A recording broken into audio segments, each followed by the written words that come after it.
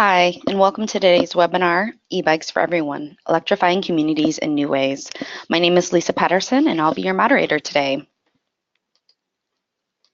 All right, I'm the Tech Transfer and Workforce Development Program Manager for TREC, the Transportation Research and Education Center at Portland State University. TREC is home to the National Institute for Transportation and Communities, the Initiative for Bicycle and Pedestrian Innovation, IBPI, and other transportation programs.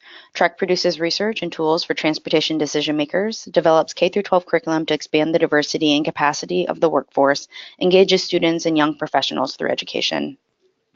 Today, we have partnered with Goforth to bring you this webinar.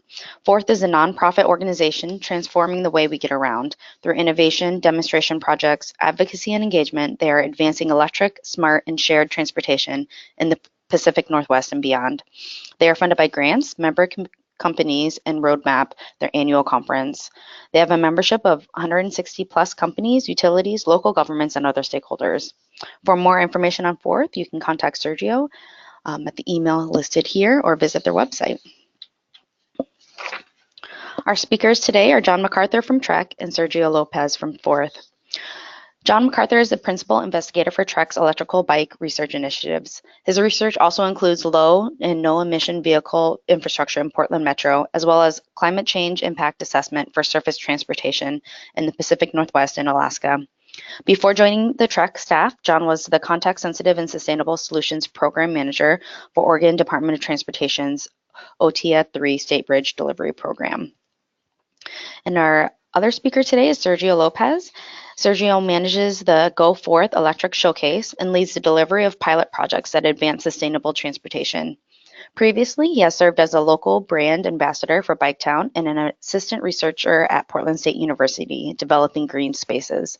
He holds a BS in cultural anthropology. All right. And before diving into the webinar, I wanted to give you some information on a few upcoming TREC events. On April 5th, we have James Foe from Here Technologies, who will be speaking at our Friday Transportation Seminar on deriving lane level insight from GPS data, innovations for traffic and autonomous driving. The seminar is available to watch online, and the full schedule is also available online as well. Also, please save the date for our annual Transportation and Communities event. This year it will be September 19th and 20th. We have a call for proposals that is currently open now. It does close this Monday though, March 25th. To see our full schedule of upcoming events, you can visit trec.pdx.edu/events. All right, and lastly, before I hand it over to John and Sergio, I'll give you a brief overview of the webinar. John and Sergio will present for about 40 minutes. During this time, you can submit questions, which will be answered at the end of the webinar. We will be recording today's webinar and we'll make it available on our website. And you'll also receive the video recording and presentation slides in an email following the webinar in the next day or two. If you're tracking professional development hours, this webinar is eligible for 1 hour of continuing education credit. Instructions on how to redeem the credit will also be included in your post-webinar email. So during the presentation, you can submit questions by using the questions pane on your control panel. We will track the questions and John and Sergio will respond to them at the end of the webinar. If we run out of time, we will send out written responses for any questions left unanswered. All right, and with that, I will hand it over to John to share his research. Great, Lisa, thank you.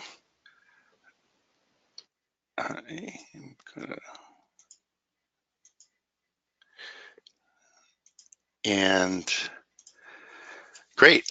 Well, thank you for everybody being on this webinar. And so the way we're going to kick off the webinar, I'm going to be talking mostly about a survey that we did in 2017-2018 time period, but kind of talking about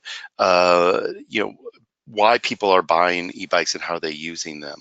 But first I'm going to kick off a little bit of why e-bikes matter and then get into the survey results.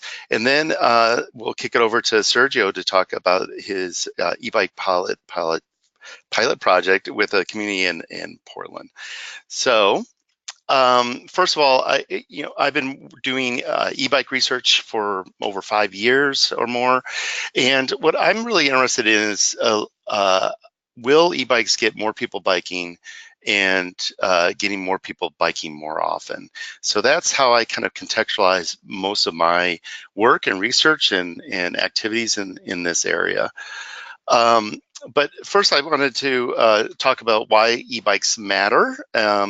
So, when we think about moving people and getting them out of their cars or into cycling, we kind of look at how do we do that, and what are the barriers to getting people to bike, walk, telecommute, use transit, and kind of decrease the amount of driving that they do.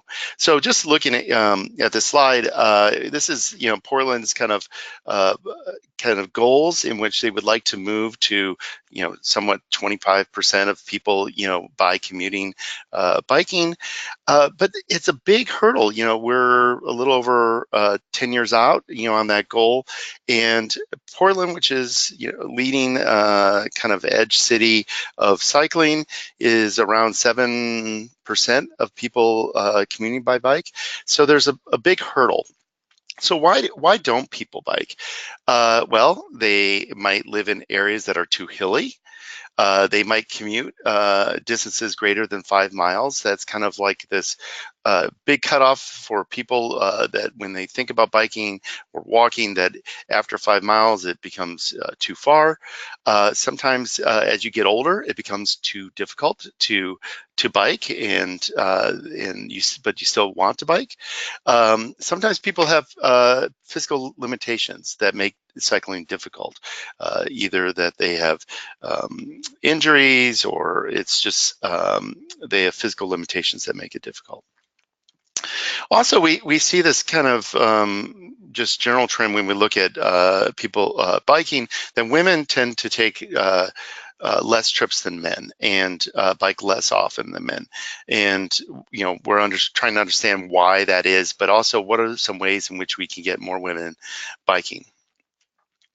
People also don't feel always safe in biking in traffic and biking around cities or the environment in which they live in. Finally, I guess, or one more here, is that people don't want to commute and get to work and be sweaty, or have to carry a bunch of gear. There's a stigma of the spandex kind of culture, and sometimes people feel that is both intimidating, both on the clothing and fashion, but also not wanting to be sweaty when they're going to work. And then finally, sometimes people want to carry and haul items or people as we make our daily trips throughout the day, and people rely on us to get them to school, or we need to move goods that maybe on a bike it would be difficult. So I guess traditionally these are kind of the critical pieces that people in looking to increase cycling have looked at, but we haven't really kind of explored, or we're starting to explore, can technology help? So that's how we get to an e-bike. And so I just want to, more likely many of you know what an e-bike is, but I just want to make sure this is what we kind of traditionally think of an e-bike, is a bike that has a battery, a motor, and some type of power controls on that bike. Currently, there is kind of model legislation that is going through the country. All bike rules and regulations are at the state set at the state level. People for Bikes and the Bike Product Supply Association have worked tirelessly over the last couple of years to help better define what e-bikes are and how they are used. So they're using this 3-class system. The bikes that we're really talking about are in this kind of class 1, class 2, bikes that go up to 20 miles an hour, under motor assist, but also actively need somebody pedaling, or class 2 actually uses a throttle actuated motor. Class 3 is what we kind of also talk about as speed pedelecs. I think most of the work that you will see coming up here mostly focuses on the class 1, class 2, but I will point you to their research page if you are interested in knowing more about what your state regs are, or more about this legislation and definitions. Go to their website. It's very useful, and it's a great site to get more information about e-bikes. So that said, I'm going to go on to our update from the user survey that we did. So we did a national e-bike user survey. It was adopted from a survey that I did, and I should credit my colleague Chris Cherry at the University of Tennessee, who also worked on this survey with me. And we adopted a previous survey that we worked on in 2013. We updated it, and it was put out to people through various different avenues, social media, Facebook, but also with help of People for Bikes and the Bike Product Supply Association, to get the survey out to e-bike owners and people that currently own e-bikes, and that was in basically the summer of 2017. We got almost 1,800 e-bike owner respondents, which was great for a survey like this. And here's a map of kind of where those people are, and we got a pretty good cross geographic response from places. I think we have a response from every state, which is kind of good and interesting. But let's get into kind of the demographics here. So I just want to point out, so we, in general, like more men responded to the survey. So about 70% were male, 28% female. And the age distribution, about 46% were 55 and older, and you'll see some of my results are kind of looked at that age, where we cut off to 55 under and older. But that's where we see the age breakdown. Ethnicity, this is a highly white group, 85%. About 11% is non-white that we could determine as non-white. Moving over to health, about 46% consider themselves in good to poor health. So about half the people felt that they were in pretty good health, but also the other ones were in good to poor health. And I think that kind of flows down to this next question about physical limitations. And about 28% of the people said they did have a physical limitation that made riding a standard bicycle difficult. So kind of interesting. So let's go into the results here. First, we're going to talk about barriers. So these are barriers that limited cycling before purchasing a bike by gender, age, and physical limitations. So the blue, and you'll see this in other slides, the blues are the gender, the greens are age, and the kind of red, pink is physical limitation. And you kind of see that in general, we see that hills and these kind of biking too far, hilly, sweaty, really are kind of the dominant barriers to cycling for, I think in general, if we look at the whole group, that's where the barriers are. And I should say, as we look at these barriers and look at these motivations in the survey results coming up here, we look at the barriers that I explained before, and everybody has a different type of barrier, be it male, female, older, younger, people with physical limitations or not. And I'll also talk a little bit about ethnicity and income here in a second. But they all of them are, in most cases, an e-bike can break down those barriers. So let's talk here a little bit where we see, hills being predominantly, in general, what people feel was a big issue. But we do see that women have predominantly, like, hills are a bigger issue for them. And also, it's interesting in looking at carrying kids and cargo, where that is a predominant barrier to people. And also you see correlations with age and physical limitations, as we see as it relates to barriers. We also kind of sliced it for this webinar to look at, to see if we see any differences in both race and also household income. And we do see a little bit here in which, well, in general, the trend is about the same as we saw in the previous slide with the breakdown by demographics, but we do see some differences, across the board where, non-whites and whites differ a little bit, but this was not really statistically significant in the results. Next, let's look at motivations. And we kind of see that, in general, a lot of the motivations are distributed across the motivations, but we do see some interesting differences, particularly in replacing trips, recreational motivations for using a bike, and hills and cargo.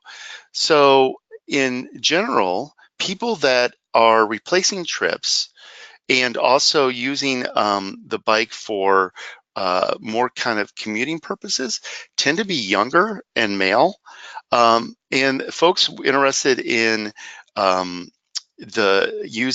wanting to get an e-bike for hills, physical exertion, or they have some type of physical limitation, tended to be female, older adults and people with physical limitations.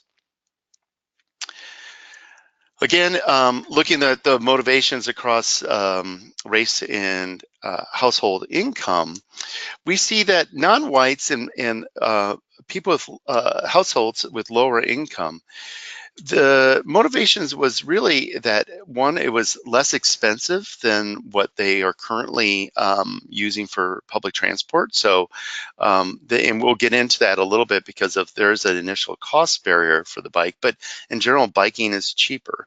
Longer distances and physical limitations, and also the interest of biking with friends were kind of motivations for that group, where for whites and people that live in higher income, hills, cycling more often, and for fitness tended to be where we saw some separation between those demographics. So moving on to what is the main reason people use their electric bike, and we kind of see that here's this where like 25% of the people wanted to use it for commute, and 30% for recreation and exercise purposes, and then the rest were kind of in this larger category of I think of utilities purposes, seeing friends, doing personal errands, and the like. So when we look at this, across our demographics, what kind of jumps out a little bit is that for younger people and people without physical limitations, they really were using it for commuting. That was, we see the difference between those groups. Where if you look at older adults and people with physical limitations, they were more interested in using the e-bike to get out and for recreation or exercise purposes, that the bike itself broke down those barriers and allowed them to use it to, maybe get outside to start biking again, and the like. So this is kind of a slide looking at bike ridership. And what we saw is a couple things, is that as people bought a bike, they started biking more often.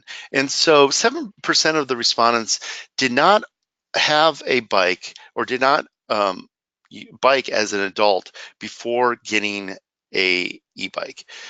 93 of those now ride weekly and daily. So, a pretty big from not but riding at all to riding often. And of the 93% of the adults that, biked as an adult, um, about 60% biked weekly and daily. Once they got an e-bike, that moved to 92% biking weekly and daily. So we did see an active change in how they said how often they started biking, and how the e-bike kind of is that impotence of them biking more often.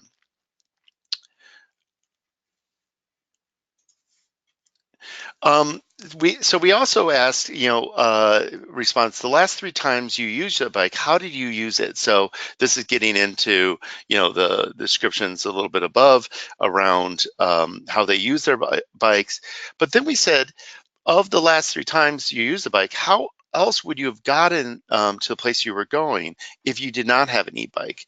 And we see a big kind of difference where a majority of people would have driven alone to the activity, their event, or the places that they were going, or they would not have taken the trip. And what that really is kind of getting to is really this difference between commuting and recreating. So obviously you wouldn't take a car or use a car for recreation purposes. So those people that would not have taken the trip are majority for recreation.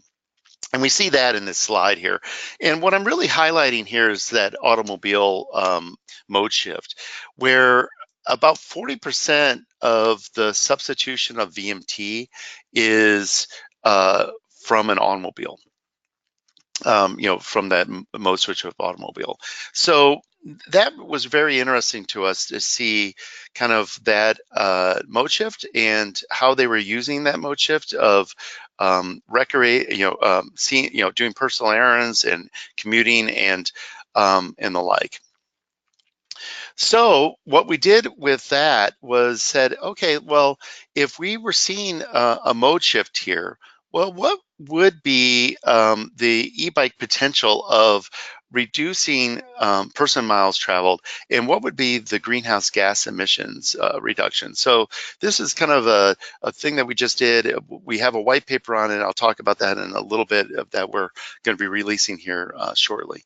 So just quickly, we took Portland as a base case using the survey data that we got, and we plugged it into a model, and we used some kind of traditional kind of mode splits of where Portland is, of length of trips and miles traveled in Portland, and we plugged it in the e-bike mode shift. And we looked at scenarios of if we got more people biking, using e-bikes, and increase e-bike trips by 5, 10, and 15%, what would that look like in reduction of greenhouse gases and personal miles traveled?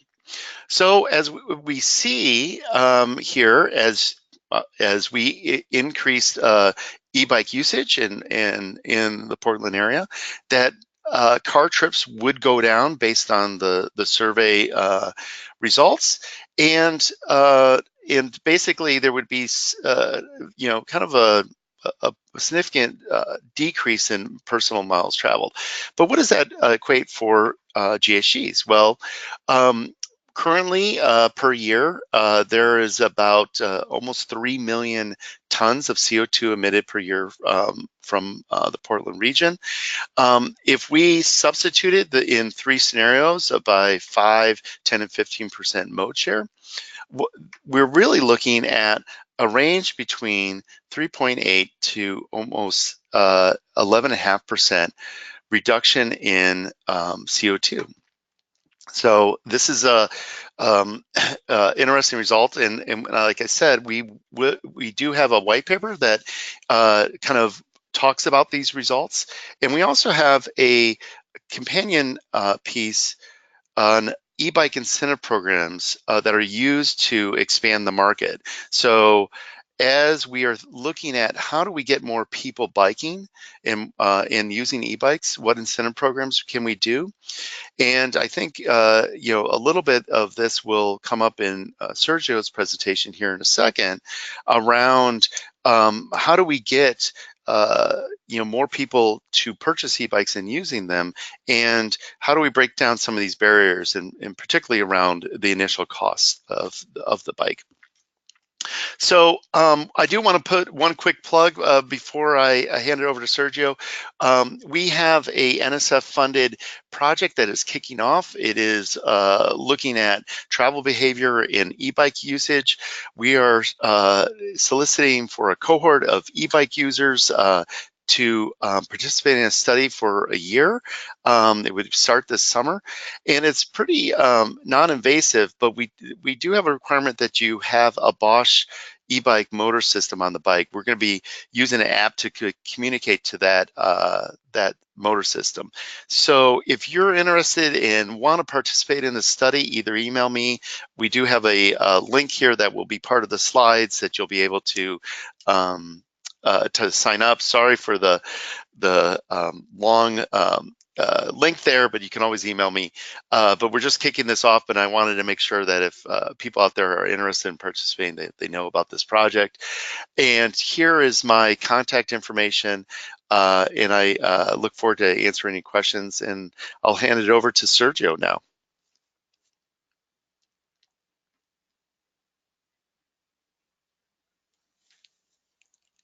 Awesome. Thank you, John. Appreciate it. So, all right. So I'm in it. All right. So I'm Sergio Lopez. I'm with Fourth, and I'm going to kind of dig in a little deeper on what John kind of touched base on reports of e-bikes, essentially for everybody. Fourth ran a demonstration project in communities in Portland back in 2017. Finished a report late last year, and now we're kind of just promoting it and giving the data out to the public and hoping to shine more light on these types of programs in order to kind of what John references to gain accessibility to e-bikes for any kind of demographic. I am going to start off with a little bit about us. I know Lisa mentioned this earlier, but we're basically a nonprofit/trade association that focuses on advancing electric transportation through industry development, consumer engagement, policy advocacy, and Exhibit A demonstration projects. We kind of just want to reel in these partnerships together to kind of create this work. We have over 150 companies, whether it's utilities, private NGOs, local governments, etc., you name it. Before I dive into the actual program, that was the CEB, which is Community Electric Bike Project, I'm going to talk about the development of how this kind of came to fruition and how this idea kind of sparked. So being more on the demonstration program and project side, when I started as an intern 2.5 years ago, we were in development of a community electric vehicle project, which basically lended 3 used electric cars, which are Honda Fit EVs, to Hacienda CDC, which is a low-income housing community out in Northeast Portland in the Koli neighborhood.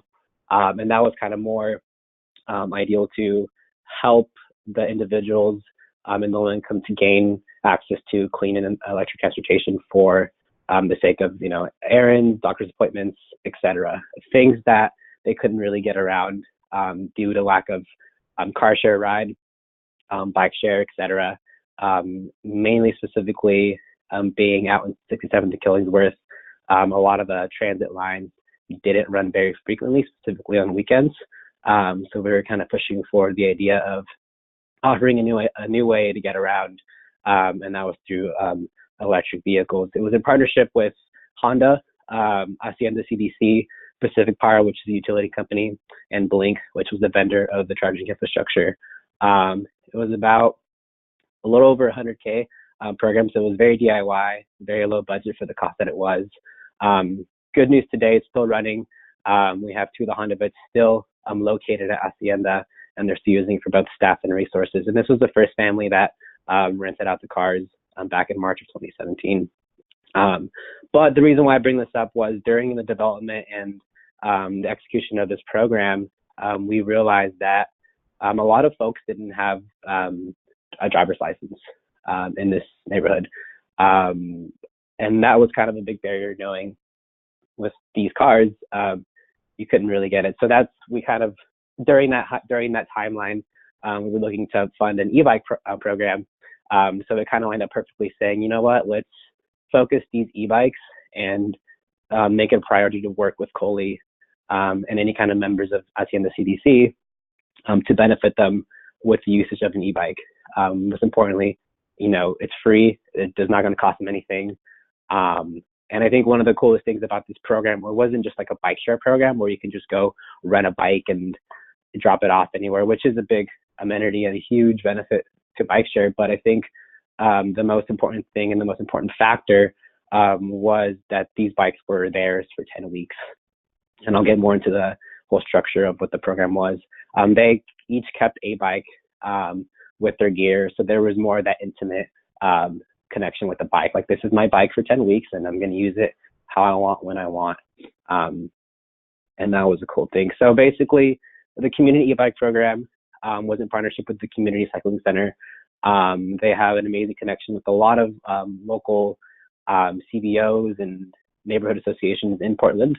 They're probably one of the most, and from when I first moved to Portland here years ago, they were one of the nonprofits that I just knew they had a good staple in this community. Whether it was big, you think of the Blazers, you think of the Community Cycling Center, or you think of a bike hub, you think of the Community Cycling Center. And essentially, we wanted to test how the e-bikes could benefit people in underserved communities / neighborhoods.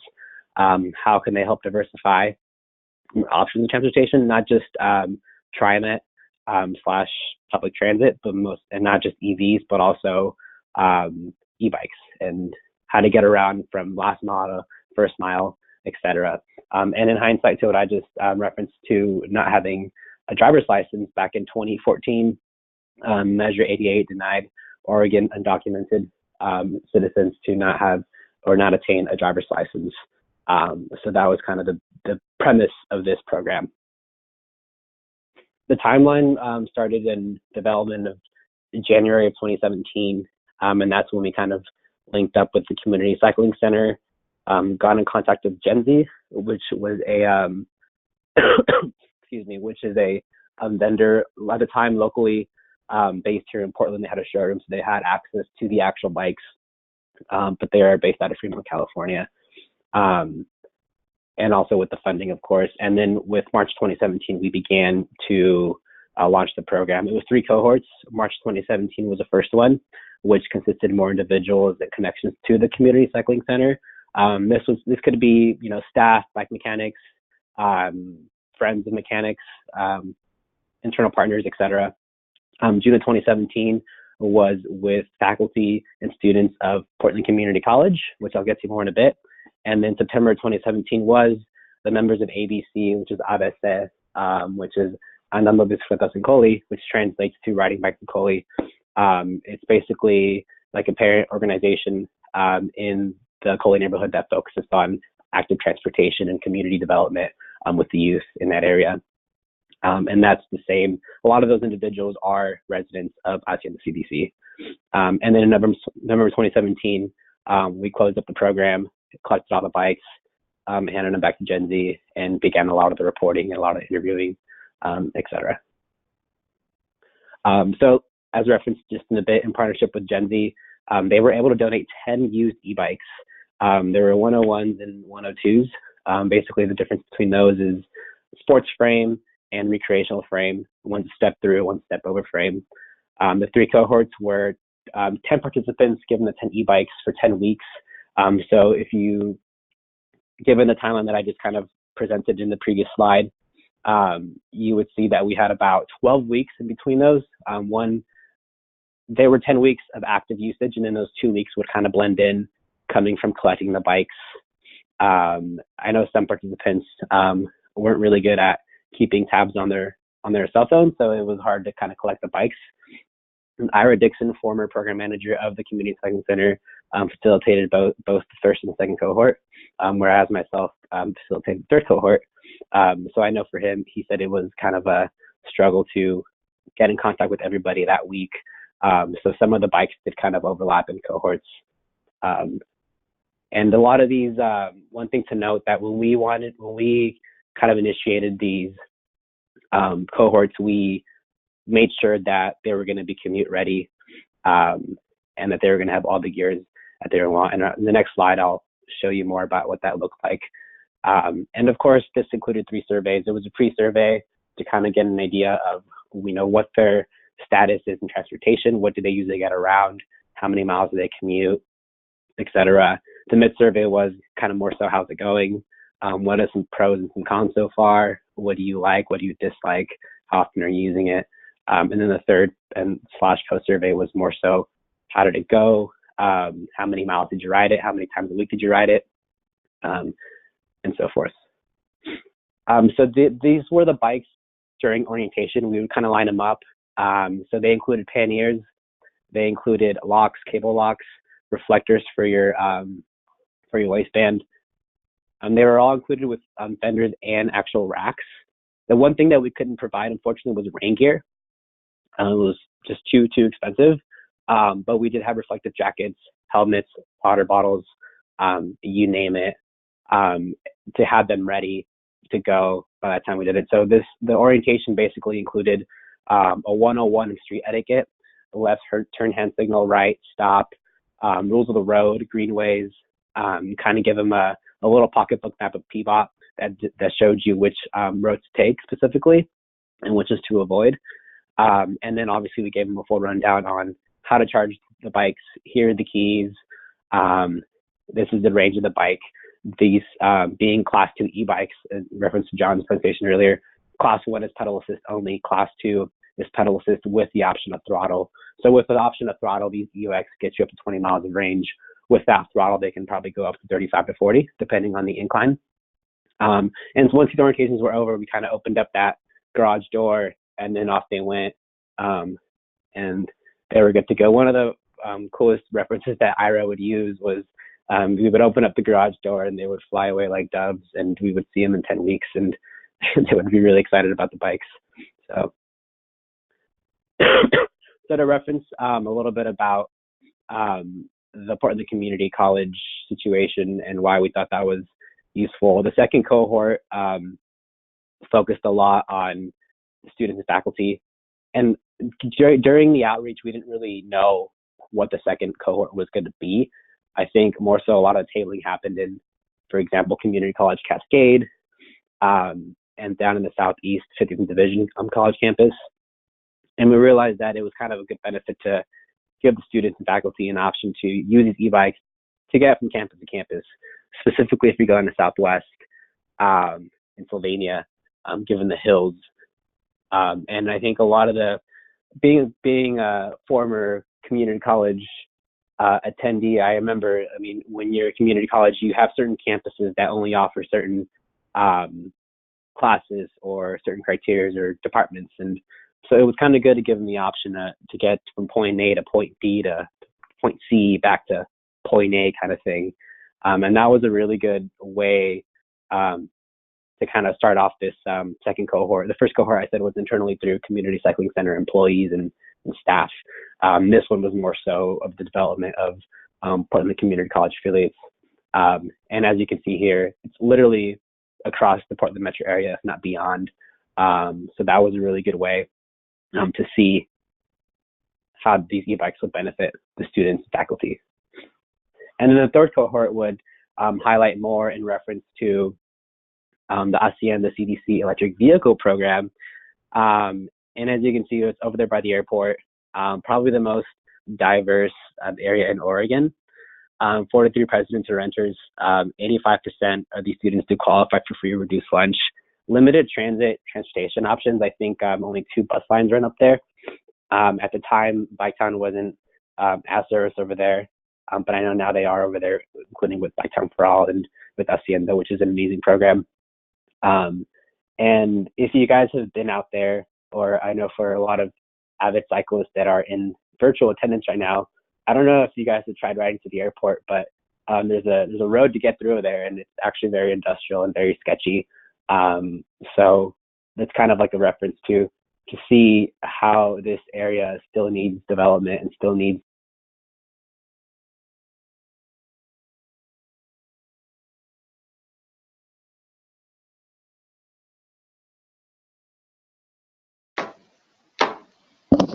Sergio? Looks like we lost. I think my phone audio cut off, but I think I'm back in here. Lisa, could you hear me? I'm sorry, I just got to double check. Yes, sorry, you did cut out a little bit, but you're back now. Thanks. Cool. I had a plan B, so it worked out. So, and then to highlight that block on 67th and Killingsworth, it's literally like a football field wide. So it was good to kind of like put more attention to this area and see how e-bikes can actually function out there. So, and as I mentioned, ABC is a excuse me, it's kind of like a parent, kind of like a PTA, more community development program in Hacienda/Koli, where they focus on creating community bike rides, walks. They do stuff with Verde, where they go out and they plant trees and help kind of keep that space green and sustainable. And we did focus on talking to them primarily and saying, do you want to use these e-bikes? Is this something that you think you'll need? If not, please send us anyone that could benefit from using these e-bikes. And here are some of the kind of outlasting numbers that we had. 28 participants participated out of 30. In the last one in the Koli third cohort, we had only 8 people participate. We tracked demographics, usage, and we had an estimate of 3,997 miles traveled. One of the things that I want to point out is that we weren't able to GPS track any of these bikes, so these miles are an estimate, and that was mainly due to concern for privacy issues. Given the undocumentation status, we didn't want to step on any mud, and it was more so we're only going to track the speedometers of the e-bikes, which they did have, and we are going to ask on survey how many times per week they use the e-bikes, and on average how many miles they travel, and that kind of gave us a good idea to see what these e-bikes were. One thing to note, we did get one bike stolen during the second cohort, and that e-bike was being used immensely. So it's safe to say that we definitely capped off 4,000 miles of travel, but we wanted to keep it on paper and keep it factual and say that we counted from the speedometer the e-bikes 3,997 miles. We tracked from gender, saying about a little over 50% were male, someone listed as non-binary, and then about 40% female. We definitely asked what modes of transportation were actually used prior to having e-bikes, and if they have had access to a bike before, and a lot of them did, which was good.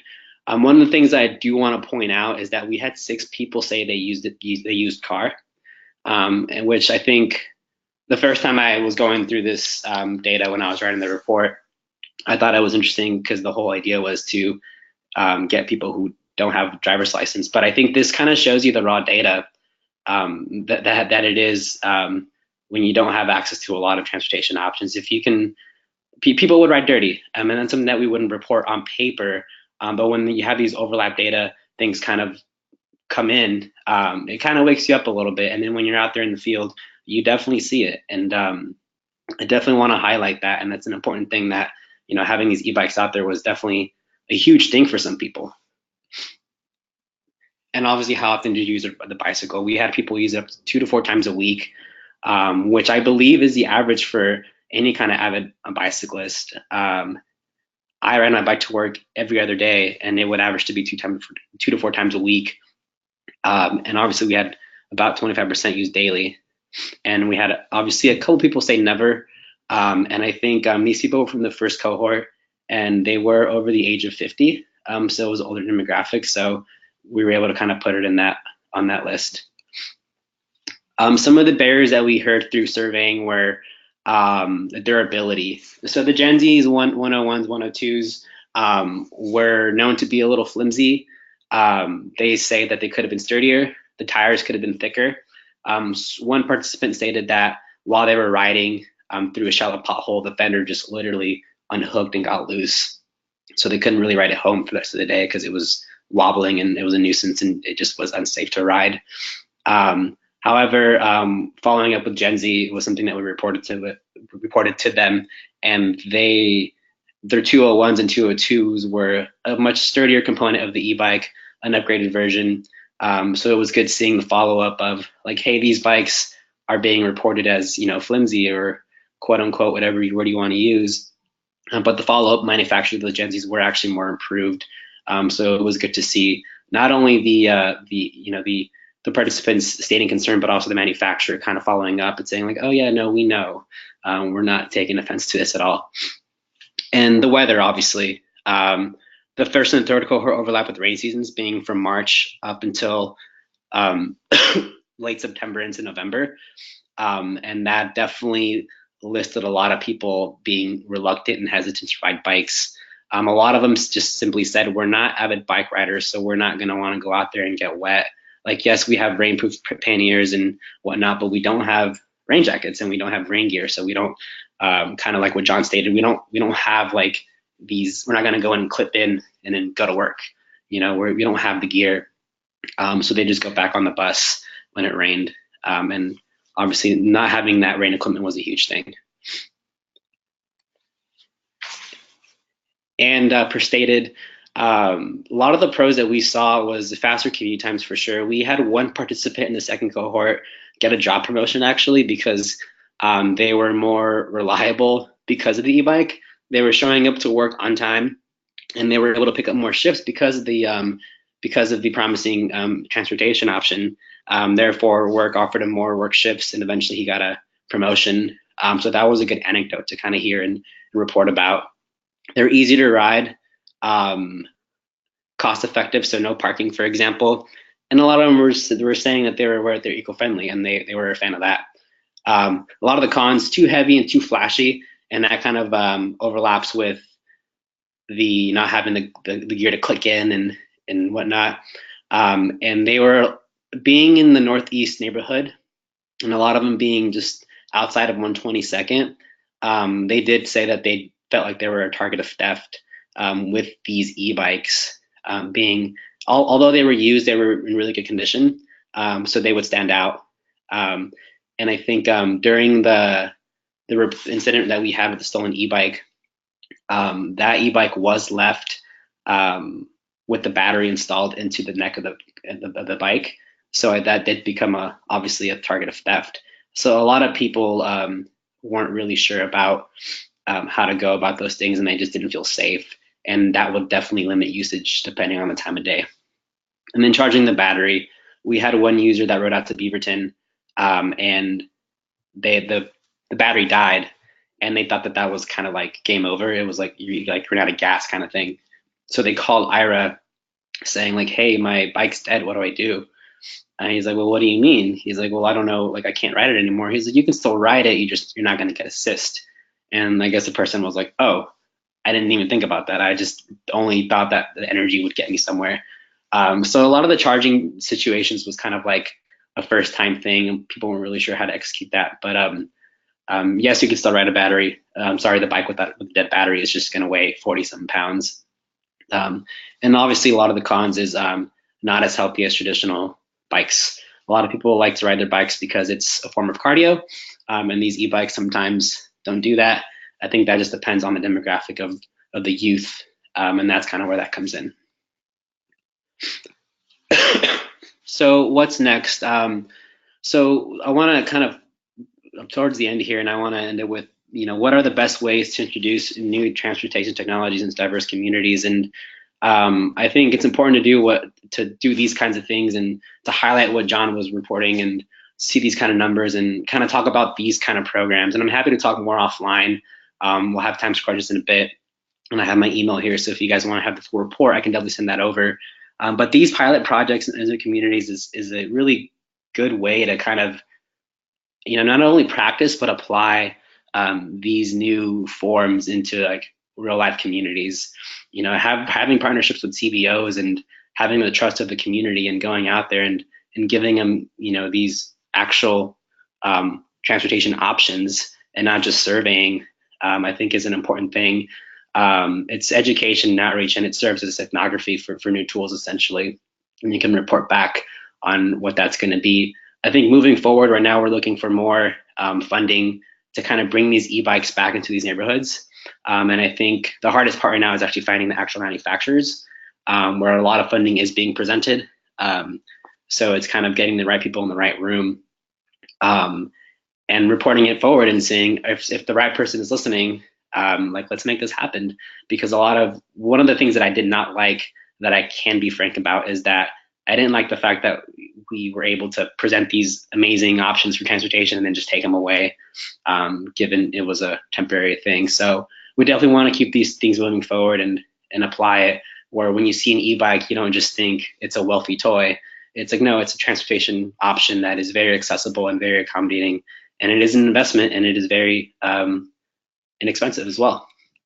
And I do want to end it with this quote that starts off more so. Well, I'm sorry. The approach to changing street culture takes a step back from designing new street systems and focuses instead on the human infrastructure that shapes our current mobility. And this is by Adriana Ilugo. She's a fellow Reed graduate here in the local Portland area. Done a lot of work in the West Coast on bicycling and race and transportation. And I think this quote kind of highlights more so what we can do around already built physical infrastructure, but more so on the human structure. And as per quote here, human infrastructure, I'm saying these kind of programs and this kind of grassroots momentum is the way to kind of change the game, and the way to kind of raise ears, and more so it'll change policy, and it'll change these, you know, this kind of big disparity that exists in transportation. Take what you want from it, but it was a book that I read last fall that really kind of stuck on me on a lot of the work that we're doing. And I recommend it if you need something to read. It's a pretty quick read. So yeah, I hope that this term, human infrastructure, kind of moves forward, because I think that is a new buzzword that I think we can all pick from. And yeah, I'll end it with this quick little claro that we've had at the Goforth Showcase, which is in downtown Portland. If you haven't visited it, I recommend visiting it. It's on the corner of Southwest First and Taylor at the World Trade Center. We have a lot of fun facts like this about electric transportation, and we offer test drives on cars, etc. And yeah, I'll end it here. I know we have some time for questions. This is my email. Please reach out if you have any questions regarding more thoroughly with the report, and I'm happy to send it over as well. So I'll hand it over to Lisa for now. Thank you, everybody. Great. Thank you, Sergio and John. And for those viewing the webinar, please feel free to continue to submit your questions. We do have a few questions already from the audience. And so I'll start off for a quick question for Sergio, since you just completed, but the specific question on the devices that you provided for the communities. Was there safety devices, for example, helmets, lights, etc., also provided with the e-bikes? Good question. Yes, so we provided lights, both front and rear, helmets, and then a reflector jacket and a reflector like wristband for your ankle or your wrist, depending on how you would ride your bike. And that was kind of the premise of the safety. And then we also had a water bottle, rainproof bag, and cable lock / U-lock. Okay, great. All right, and then I will go ahead and jump. There's a couple questions here specific for John on your survey. So John, was the survey taken only by persons who already use e-bikes or by any cyclists? Yeah, yes, we only surveyed people that had an e-bike or they were e-bike owners. So we were particularly looking at people that had purchased them or had one and used it, and kind of asking questions about how they use their e-bike compared to beforehand if they didn't have an e-bike. Great. And then a follow-up question to that. Do you have any findings on whether people tried an e-bike before they bought one? If so, how they tried it? Was it through a bike share or other programs?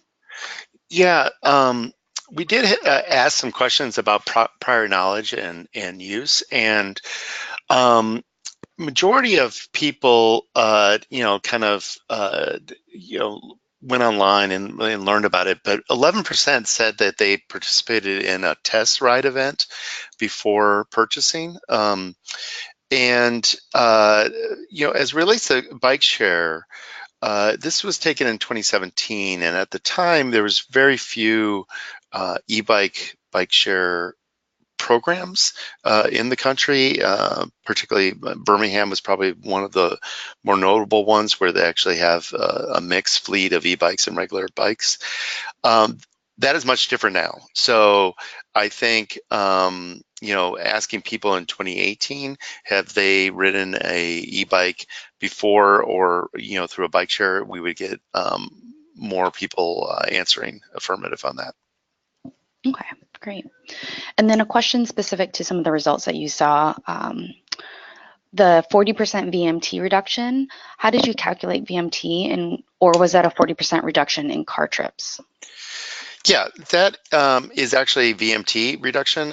So when we ask the question, we ask, please state your last 3 trips. Where were you going? What type of trip was it? And what was if you had not had your e-bike, what kind of mode would you have used? But then we also ask how far was that trip? Like how long was that trip? So we were able to quantify and get a VMT reduction based on that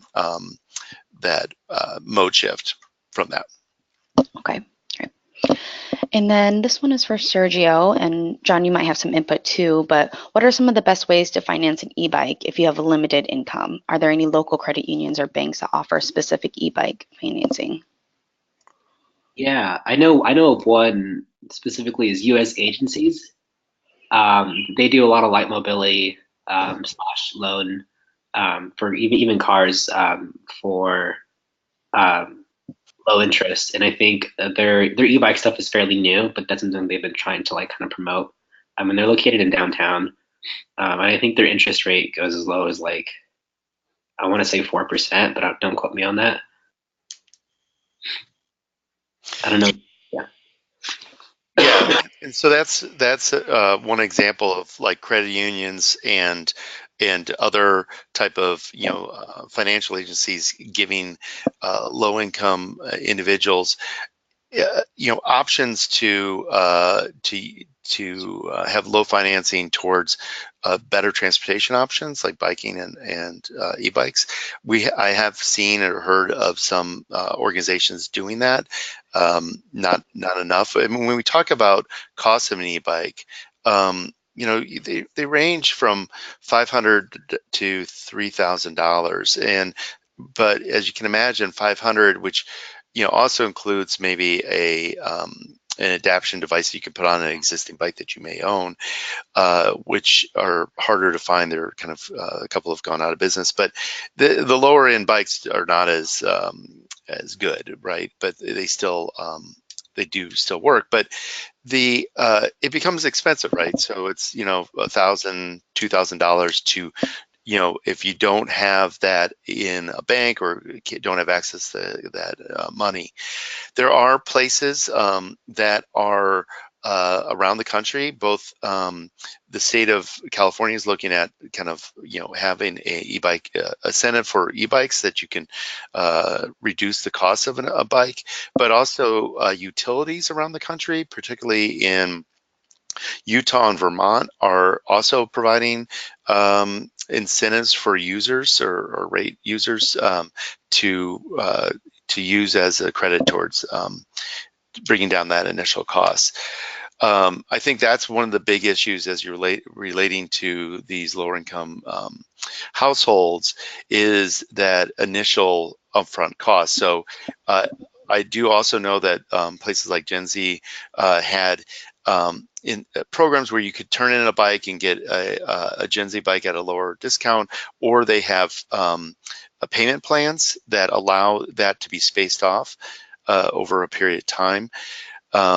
So there are options, but it still is an issue for an upfront cost here. Great. Thank you so much. So we have time for one more question. This is for John, a specific question for your NSF study. Okay, Will yeah. you be asking the same question as a previous e-bike rider study? Will you provide, that is, will you provide new data points on the same types of users? If not, are you planning on another survey like the one in 2017? Well, yes, we will be asking many good questions of the cohort that participates in the NSF study. What we're really looking there is understanding how they use their e-bike. And one of the questions before was on VMT reduction and that mode split. That was all self-reported. So what we're really hoping from the NSF study is to actually have real trip data from the people that participate, and understand how they use the bike, and really the length of trips, and have a little bit more actual quantifiable data on that trip replacement. But we do also plan to do another survey.